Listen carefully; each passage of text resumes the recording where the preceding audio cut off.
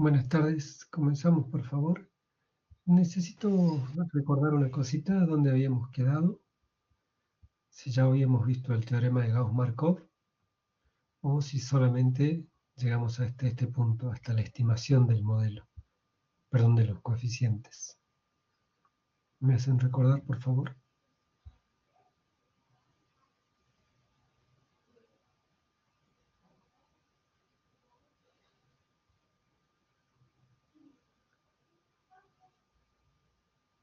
Hola.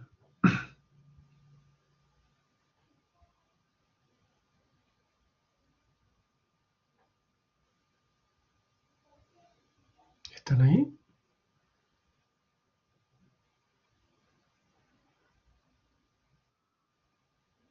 Perfecto. Bueno.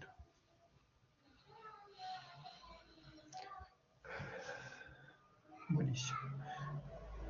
Bueno, entonces, recordemos un poquito la última parte de Gauss-Markov respecto de la varianza del modelo. Nosotros decimos, un poquito más grande esto.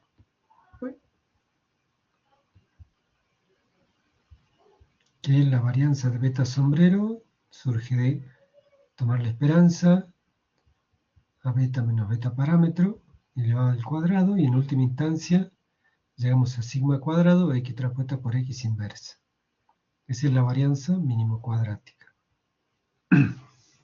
Ahora bien, sí, vamos a postular la idea de la eficiencia.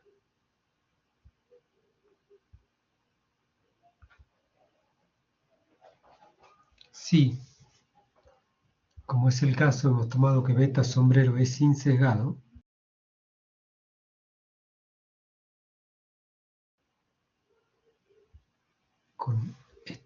con esta forma, x transpuesta por x inversa por x transpuesta por u, eso deviene de aquí, de esta ecuación, resto en ambas partes beta parámetro, y me va a quedar que beta sombrero menos beta parámetro es x transpuesta por x inversa por x transpuesta por u, es la misma transformación que utilizamos para mostrar la forma de la varianza, y que la varianza de u es homocedástica. Bueno, esas dos cositas habíamos plasmado. Entonces, según dice la slide, para demostrar que beta sombrero es de mínima varianza, vamos a considerar que existe otro estimador, llamado beta estrellita. Ese estimador beta estrellita también tiene la característica de ser lineal e insesgado, pero va a tener la propiedad de que su varianza va a ser mayor que la varianza que yo hubiese encontrado. Entonces, en efecto, yo voy a proponer que beta estrellita, es decir, el nuevo estimador, o el estimador que también es insesgado, pero complementario, digo, tiene esta forma. La misma forma que beta sombrero. Recuerden ustedes, beta sombrero utilizaba una combinación de las X, llamado C, y beta sombrero utiliza una combinación llamada C por Y. Bueno, pero en lugar de que sea C por Y, donde ser el conjunto de la combinación de las variables regresoras, voy a tomar un término llamado D por Y, tal que, si yo multiplico D por X, me da la matriz identidad. Y a su vez, es lineal insesgado, este estimador. Y además, voy a proponer que la varianza de beta estrellita sea esta forma, sigma cuadrado por D transpuesta. En todo caso, nosotros vamos a expresar que D va a ser C, es decir, la parte de la combinación mínimo cuadrática, más un W. Pero este W tiene que ser distinto de 0, tal que D por D transpuesta, como dice acá arriba, va a ser X transpuesta por X inversa más W por W transpuesta. Entonces, la varianza de beta sombrero, si es de esta forma que está acá postulada, sigma cuadrado por D transpuesta, haciendo esta Este reemplazo me va a quedar de la siguiente manera. Sigma cuadrado por x traspuesta por x inversa más sigma cuadrado por W traspuesto. W no puede ser 0, con lo cual este signo no se anula, perdón, esta parte no se anula. Y sigma cuadrado por x traspuesta por x inversa es la varianza de beta sombrero. Con lo cual, yo tengo que la varianza de beta estrella es la varianza de beta sombrero más algo. Dicho de otra manera, y ese algo no puede ser 0. La varianza de beta estrella menos la varianza de beta sombrero es algo mayor que 0.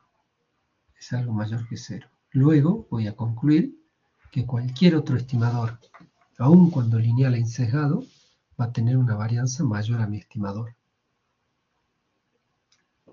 Razón por la cual mi estimador es eficiente, o es el de mínima varianza.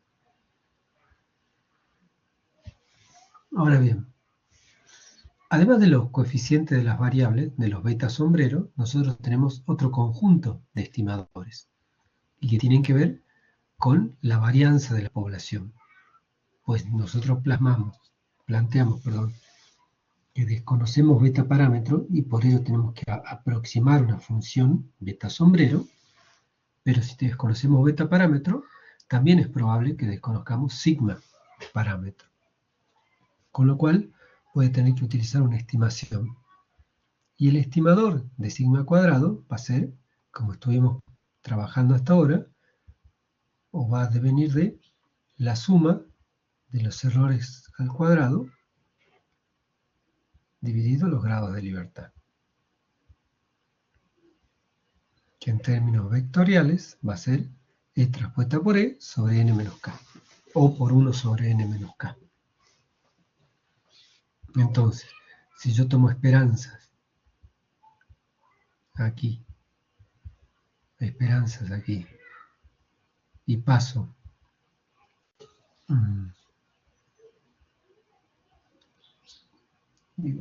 dividiendo 1 sobre N menos K, voy a terminar obteniendo esta expresión, porque la esperanza de E traspuesta por E es lo mismo que la varianza de E, o de U, que es sigma cuadrado, de un sombrero, perdón, que es sigma cuadrado. Con lo cual, este estimador también es insesgado. El estimador de la varianza estimada es la varianza. Entonces, lo que yo tengo que hacer es, esto se lo voy a dejar como tarea para ustedes, llegar desde esta expresión, sin los C sombrero, por favor, pero llegar desde esta expresión a esta expresión que está abajo, que es el estimador por extensión de la varianza, o la varianza estimada. De forma tal, por favor traten de hacerlo si lo controlamos, y yo en esta expresión, digo de forma tal que yo de ahora en más, al construir, hasta hace un momento, vuelvo un poquito, yo tomaba conociendo, o diciendo que conocía, sigma cuadrado por x traspuesto por x inversa como la varianza de beta sombrero. Pero si yo desconozco sigma cuadrado, voy a utilizar su estimador, sigma cuadrado sombrero. Entonces, sigma cuadrado sombrero por x traspuesta por x inversa es la varianza estimada, fíjense que tienen un sombrerito, del estimador. ¿Estamos hasta ahí?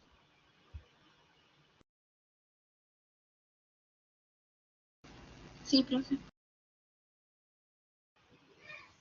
Perfecto.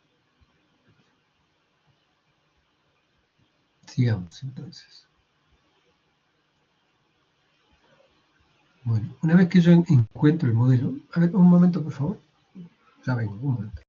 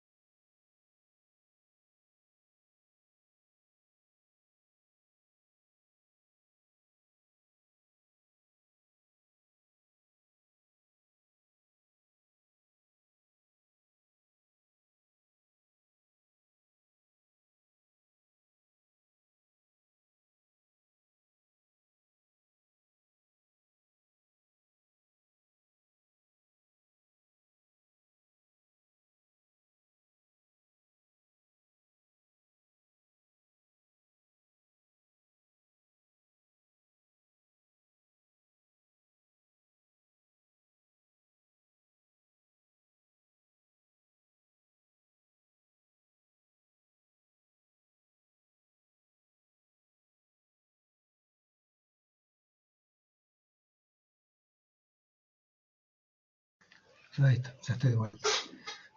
Bueno, entonces, una vez que tenemos nosotros los estimadores construidos, tenemos que correr el modelo y validar el modelo.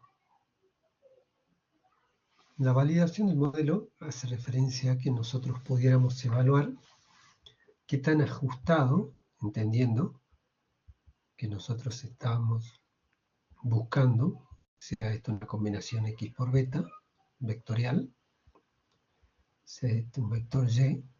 Recuerden que teníamos un conjunto de respuestas para cada tipo de impulso. Lo que yo estoy buscando es la mejor función de regresión muestral.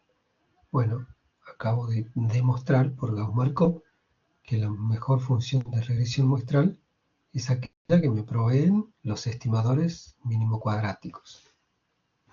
Ahora bien, una vez que planteo esto, lo que voy a hacer es voy a ver qué tan ajustada, es decir, qué tan buena es esta estimación. La mejor estimación, qué tan buena es. Y para ello voy a tener distintos criterios. Esta parte le vamos a llamar inferencia en el modelo lineal. Vamos a hacer un poquitito de inferencia estadística. Así, voy a decir, me perdí, que puedo hablar acerca del ajuste del modelo, si pudiera resumir en una medida que tanto ajuste el modelo, como también puedo hablar de qué tan distintos son los estadísticos. A ver. Una vez estimado el modelo, es decir, una vez obtenidas las estimaciones de los parámetros, vamos a estudiar la calidad de dichas observaciones. Así vamos a, una de los parámetros, vamos a estudiar la calidad de dichas observaciones. Así vamos a utilizar una primera construcción que se llama coeficiente de determinación, que me sirve para estudiar la bondad del ajuste determinado por los estimadores mínimo cuadráticos. Lo voy a denotar como R cuadrado y se define como el porcentaje de variabilidad explicada por el modelo respecto de la variabilidad total. Ustedes recuerden que una de nuestras primeras intervenciones, cuando presentamos el modelo lineal, se dijo que el modelo tiene una parte determinística, X por beta, vectorial, y una parte estocástica, U. Y que uno de los supuestos es que cada uno de estos aporta a la variabilidad total del fenómeno de manera aditiva. Bueno, ¿cómo es el aporte de esta y cómo es el aporte de esto? El aporte de esto viene por medio de la estimación mínimo cuadrática. Y el aporte de esto viene por un complemento. Porque si este explica el 80% y la varianza total es el 100%, por complemento no está explicando el modelo el 20%. Entonces, mi modelo que es mínimo cuadrático va a aportar a la varianza total, entendido acá como la varianza total, la suma de las desviaciones cuadráticas respecto de la media, de las desviaciones de las verdaderas observaciones respecto de la media de comportamiento. Vamos otra vez a nuestro grafiquito. Voy a borrar acá porque tengo justo un buen espacio para trabajar.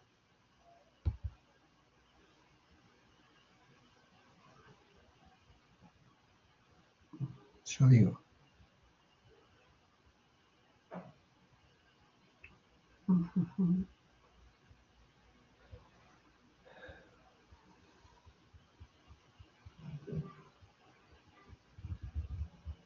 que para mi observación, para mi conjunto de observaciones,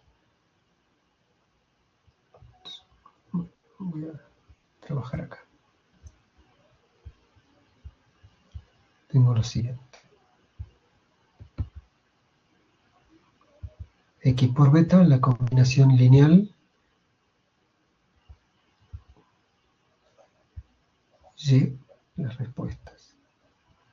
Entonces yo decía, le voy a poner x1, pero no porque sea 1, no porque sea el primer regresor, sino porque en una combinación de todas, x2 y xh. Cortamos el eje y ponemos xh. Perdón, pareció una y. Entonces, para x yo tenía 1, 2, 3 respuestas posibles. Para x2 tenía 1, 2, 3 respuestas posibles. Para xh, 1, 2, 3, 4 respuestas posibles. De forma tal que yo representaba todo el recorrido posible de respuestas, todo el recorrido posible de respuestas, todo el recorrido posible de respuestas,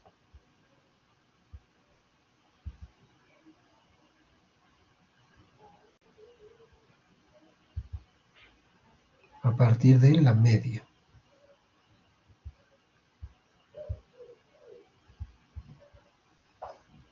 Entonces, la media de comportamiento, la media de comportamiento, la media de comportamiento. ¿No?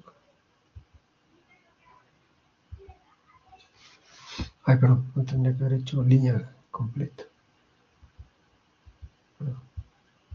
Esta era la media de comportamiento. ¿No?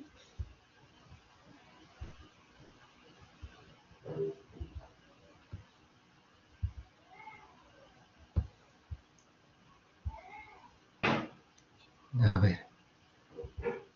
Con lo cual yo juntaba las medias y obtengo la función de regresión muestral, suponiendo que esta sea una línea recta. A su vez, nosotros cuando construimos en particular el estimador beta sombrero, dijimos que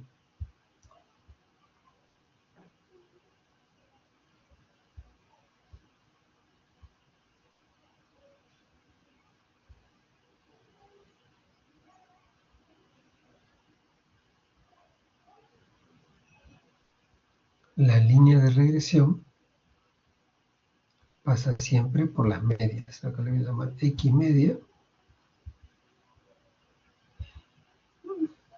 Y media.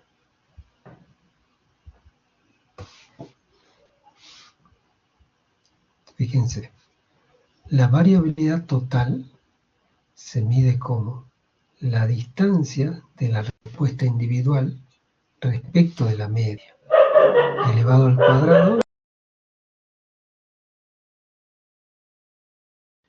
y sumado, porque tengo que agregar todo el comportamiento. Pero si este fuera el nivel de la media, y yo evaluara una distancia en particular, por ejemplo, esta distancia que está acá. De xh esta fue una distancia. Bueno, la diferencia entre esa distancia y la media, lo voy a llevar hasta acá, lo voy a llevar hasta acá, es la variabilidad total, que se conoce como la suma total de cuadrados, o de cuadrados totales.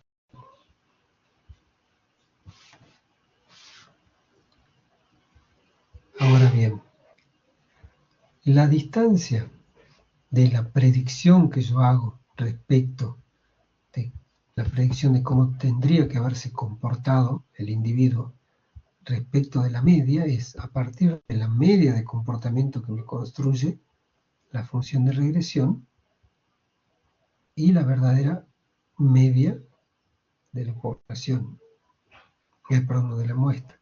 Y esta se conoce como la suma explicada de cuadrados. Es decir, es lo que yo estoy explicando del comportamiento a partir de mi modelo.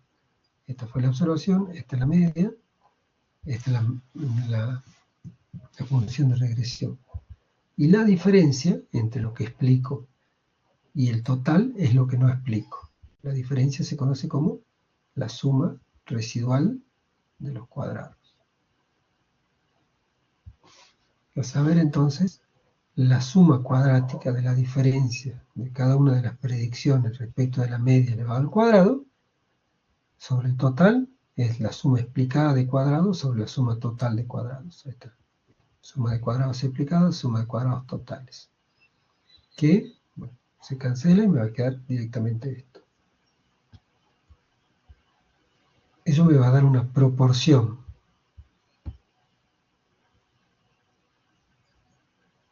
Recuerdan ustedes en la ANOVA, digo, me va a dar una proporción, porque ahora lo esquematizamos, lo que nosotros decimos es la suma de cuadrados totales, la suma de cuadradas explicadas más suma de cuadrados residuales. Si yo divido en ambos miembros por 1 sobre suma de cuadrados totales, y acá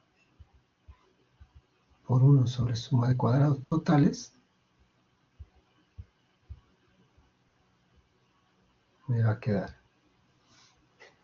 bueno, 1 y suma de cuadrados explicada sobre suma de cuadrado total, suma de cuadrado residual sobre suma de cuadrado total. Si al cociente entre la suma de cuadrados explicada y la suma de cuadrados totales le llamo R cuadrado, que es el coeficiente de determinación, definido como está acá, por complemento, al despejar, me va a quedar que es la variabilidad total 1 menos suma de cuadrado residual sobre suma de cuadrado total. Es decir, me va a explicar todo menos lo que no explica.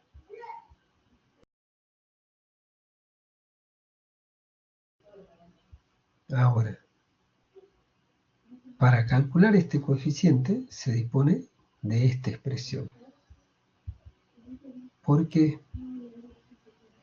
¿De a dónde sale? ¿Cómo se llega desde esta expresión a esta otra expresión? ¿Cómo se llega desde esta expresión a esta otra expresión? Bueno, eso va a ser otra tarea para la casa. Recuerden que la primera que tienen es acá. Llegar de la expresión de la varianza, del estimador de la varianza a la expresión en extenso del estimador de la varianza. Y la otra tarea, por favor que sea para nuestro próximo encuentro, es cómo llegar desde esta expresión hasta esta expresión. ¿Entendió lo que tienen que hacer?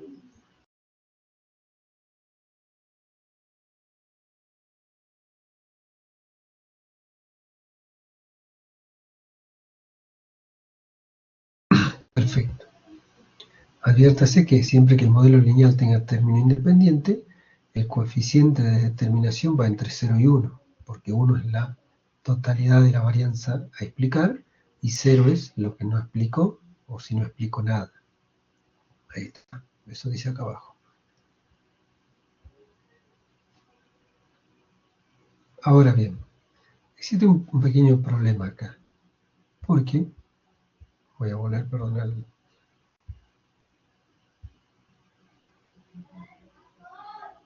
ay, perdón, lo borré eso. Digo, existe un pequeño problema porque mi modelo trata de distribuir la explicación de la varianza entre aquello que corresponde a lo modelado de la parte determinística y a lo modelado de la parte estocástica. Por lo cual, si esto explicaba el 80%, esto necesariamente explica el 20%. Si esto es el 85%, esto es el 15%, si esto es el 50%, esto otro el 50%.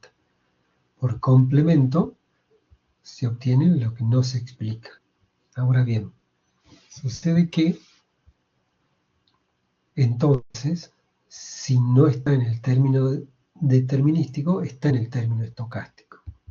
Y lo que se propone es, ¿por qué no pasar todo lo que está en el término estocástico al término determinístico, al componente determinístico, perdón? Para así poder inflar la explicación de la varianza. Eso es lo que se conoce como la sobreespecificación de un modelo. Es decir, pongo todas las variables que puede y que se me ocurren, estén o no estén relacionadas, porque yo sé que lo que voy a estar haciendo es sacar del componente estocástico y meter al componente determinístico. Entonces puedo llegar a tener un R cuadrado del 99% porque hice una sobreespecificación.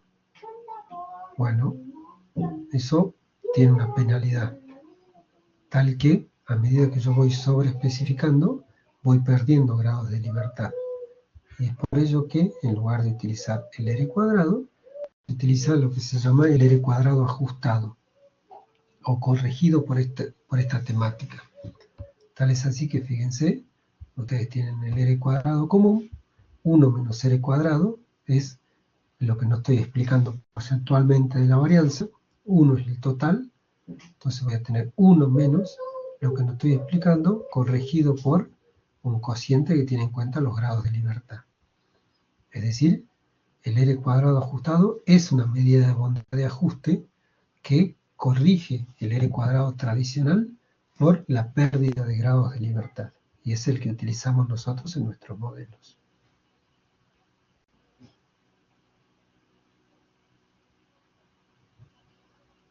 ¿Estamos hasta ahí? Sí, profe. Bueno. Existen lo que se llaman los criterios de selección de los modelos que tienen en cuenta cuando yo tengo más de un modelo que sea adecuado a la problemática. Es decir, especifique un modelo con 2 variables regresoras, otro con 3 y una con 4. Y resulta que todos están en términos de bondad de ajuste medio parecidos. Entonces, y en términos de lo que después vamos a ver, en significancia individual y global, medio parecidos. Con lo cual tengo que hacer una elección de cuál es el mejor entre los mejores, porque son todos mínimos cuadráticos. Entonces, lo que voy a hacer es, voy a construir estos que se conocen como los criterios de información. Los criterios de información me permiten comparar modelos. A la hora de comparar modelos, para elegir uno de ellos se usan los criterios de selección de los modelos. Y vamos a estudiar 3 especificaciones. La de Akaike, el criterio bayesiano de Schwartz y uno muy moderno que se llama Hannan-Quinn. Estos criterios se obtienen a partir, fíjense que es muy familiar para nosotros esto, la suma de los cuadrados de los residuos de la estimación y de un factor que penaliza la inclusión de parámetros. Es decir, penaliza por la pérdida de grados de libertad. Así, un modelo más complejo, con más variables explicativas, es verdad, aumenta la parte explicada del modelo, pero reduce la suma de los cuadrados de los residuos, la parte no explicada. Y por ende, aumentará el factor de penalización. Utilizando estos criterios se escoge aquel modelo con un menor valor de AIC, SBC o HQC. Lo que nos está diciendo acá es que de la misma manera que nosotros en el R cuadrado de determinación priorizaríamos aquellos modelos cuya proporción de varianza explicada por el modelo sea más alta, el que explica el 90% es mejor que el que explica el 80%, por lo menos si fueran comparables. Cuando yo hago una comparación del modelo, tengo que tender a buscar el menor valor del criterio de información, siendo que la especificación de los criterios de información es esta que estoy viendo acá. ¿Por qué va a ser el menor valor de los criterios de información? Porque los criterios de información son negativos. Es decir, el que sea más negativo es el mejor criterio de información. Siendo esta L, la especificación larga que tenemos acá, que no es otra cosa que una transformación logarítmica, no es muy compleja, y el criterio de información lo que hace es, fíjense que son medios parecidos los criterios, nada más que como un poquito más complejos especificados. Entonces, entre varios modelos yo voy a comparar los AIC, los SBC y los HQC. Y voy a elegir aquellos que tengan los menores valores.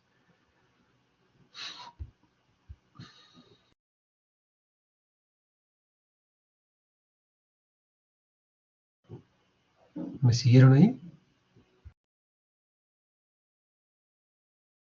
Sí.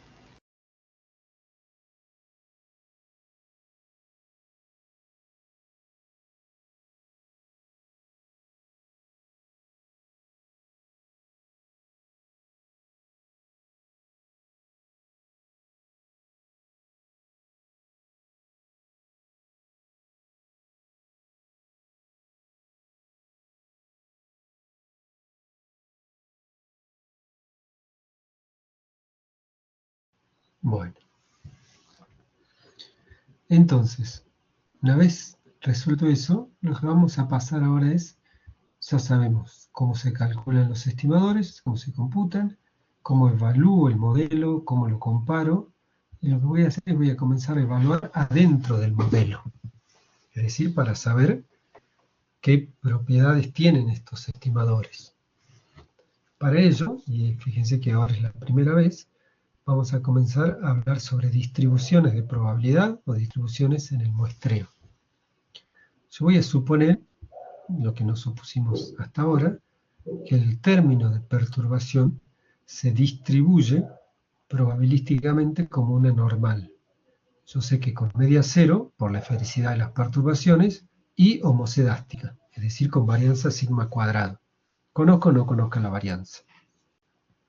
En consecuencia, beta sombrero también se va a distribuir de la misma manera. Es decir, se va a distribuir de manera normal. ¿Por qué? Porque nosotros demostramos, vuelvo un poquitito acá,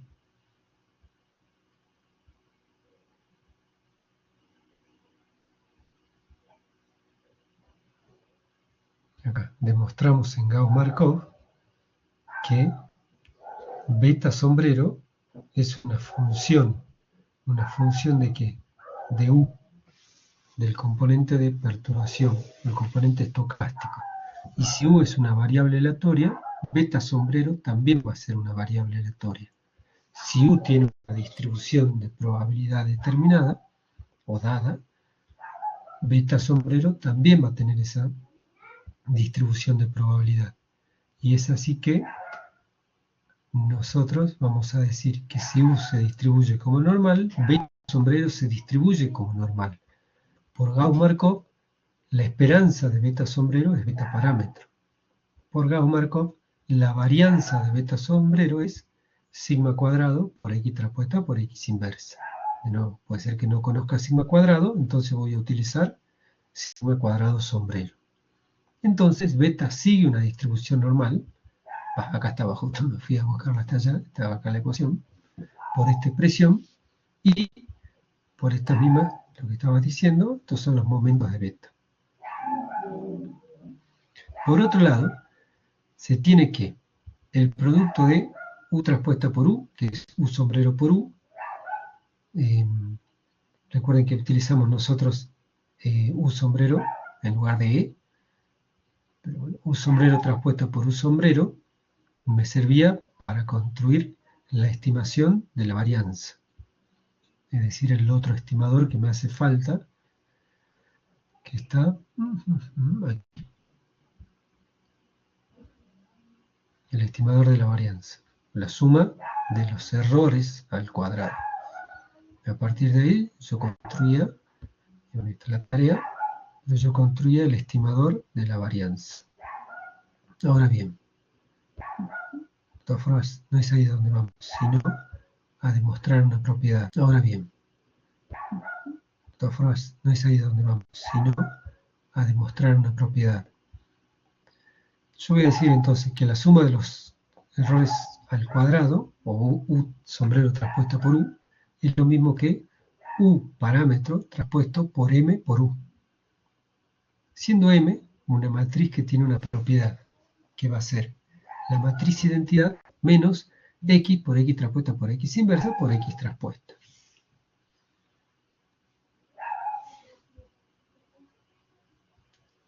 Que es una matriz simétrica, idempotente y que tiene un rango completo, n menos k menor que k.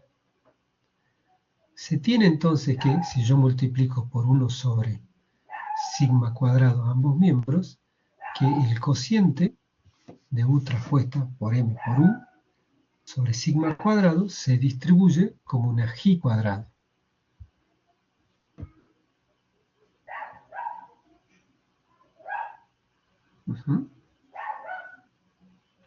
Porque U traspuesta y U, porque U es una variable normal y el cuadrado de una normal es una chi cuadrado. Entonces tengo una normal que, acá lo voy a hacer encima, que tiene una distribución simétrica, pero si yo todo lo elevo al cuadrado, lo que era simétrico se hace todo positivo, entonces me queda concentrado, me queda como una chi cuadrada. Lo que significa, entonces, a partir de esta expresión, que el cociente n menos k, perdón, sigma cuadrado sombrero sobre sigma cuadrado, vuelvo acá un poquito, que es el origen del estimador mínimo cuadrático de la varianza, acá, sigma cuadrado sombrero sobre sigma cuadrado por n menos k, digo que es el origen de la estimación mínimo cuadrática,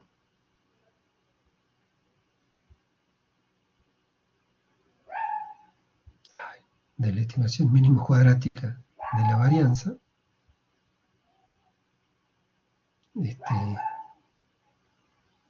A ver, quiero ver si me entienden. Si yo a u traspuesta por m por u lo multiplico por 1 sobre sigma cuadrado, se distribuye como una g cuadrado. ¿Por qué? Porque u es normal, y el cuadrado de una variable aleatoria normal es una variable aleatoria g cuadrado. Ahora bien, u sombrero traspuesto por u sombrero es u traspuesto por m por u. Entonces, si a este lo multiplico por 1 sobre sigma cuadrado, a este también lo multiplico por 1 sobre sigma cuadrado. Y si lo multiplico por n menos k, me va a quedar, bueno, esta forma que tengo acá. Vuelvo un poquitito.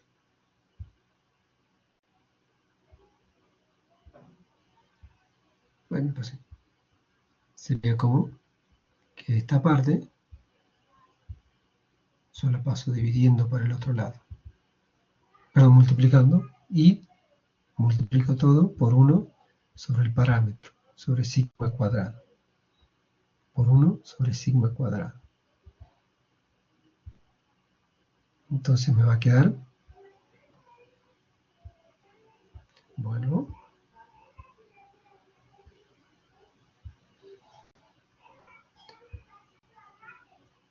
sigma cuadrado sombrero sobre sigma cuadrado de n menos k, que también por la misma idea se distribuye como un g cuadrado con n menos k grados de libertad.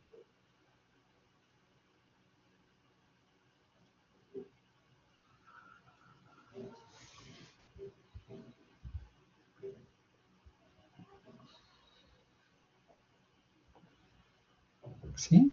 ¿Por qué? Porque es el estimador de la varianza. ¿Más o menos se entiende esto?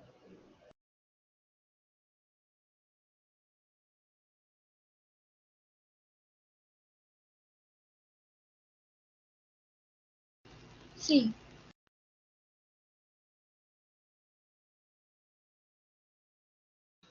Bueno. Entonces tengo ya una forma de u y una forma de sigma cuadrado. Y, mejor aún, una forma del estimador beta sombrero y una forma del estimador sigma cuadrado sombrero. Entonces, hagamos lo que se conocen como los contrastes de hipótesis. Lo vamos a hacer medio general y después lo vamos a hacer medio particular. A ver si llegamos. No, hasta acá vamos.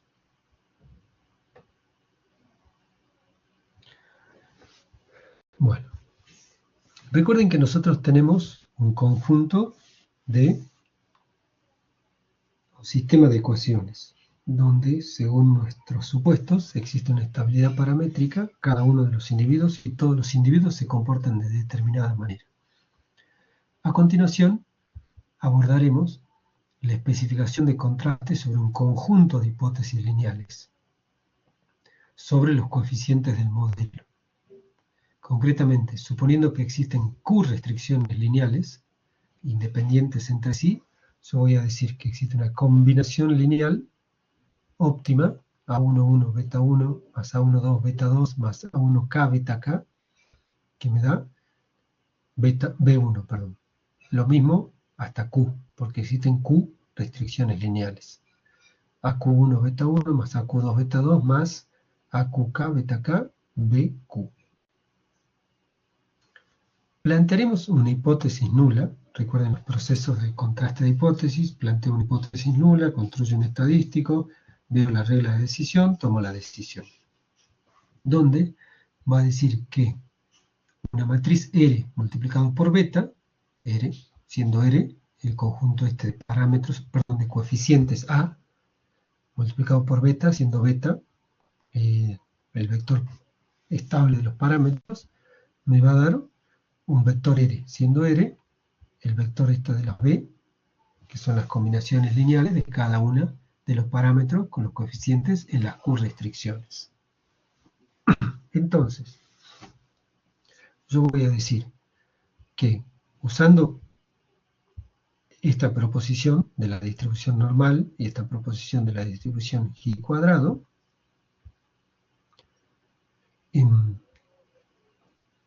voy a construir un estadístico de prueba tal que la distancia cuadrática de la combinación lineal de la restricción con el coeficiente, perdón, con el vector de coeficientes respecto de la combinación de las Q restricciones con el vector de parámetros, digo cuadrática, por eso está acá multiplicado 2 veces, dividido este término que está acá, que va a ser las veces de varianza, se distribuye como lo que se llama una f de Snedeker, con q grados de libertad en el numerador y n menos k grados de libertad en el denominador. Tal que vamos a rechazar la hipótesis nula, esta hipótesis nula de que existe esa combinación lineal exacta, al nivel de significación alfa, cuando el estadístico me dé un valor que sea mayor al valor de la tabla con 1 menos alfa en un intervalo con 1 menos alfa. Donde es el punto de una f de Snedeker, bla, bla, bla. Es decir, esta es la regla de decisión. Lo que yo estoy comparando acá es la distancia. R por beta sombrero menos R, siendo R esta combinación lineal. Lo entendemos en un caso particular. Supongamos un caso donde beta parámetro es beta I. Es decir, vamos a hacer como el contraste de hipótesis para cada restricción lineal, no para las Q. En tal caso, ahí está, Q va a ser 1 y lo que no sea I va a ser 0. Con lo cual, la combinación lineal R va a ser BI. Por lo que aquel estadístico va a quedar de la siguiente forma.